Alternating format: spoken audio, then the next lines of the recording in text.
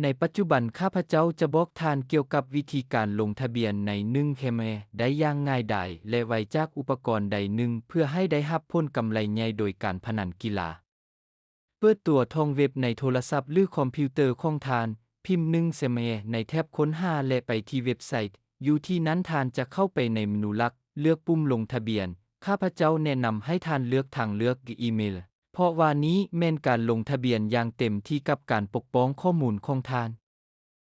ในที่นี้ทานเลือกประเทศสกุลเงินภาคพื้นใส่ที่อยู่อีเมลของทานชื่อนามสกุลและเบอร์โทรศัพท์สำหรับการปกป้องสร้างรหัสผ่านที่เข้มแข็งและใส่รหัสโปรโมชั่นหัว19ซึ่งให้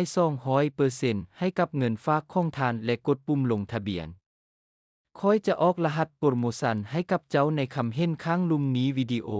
หลังจากนั้นตื้มเงินใส่บัญชีของทานด้วยวิธีที่ง่ายและได้รับ 200% ในเงินฝากครั้งทำอิฐของทาน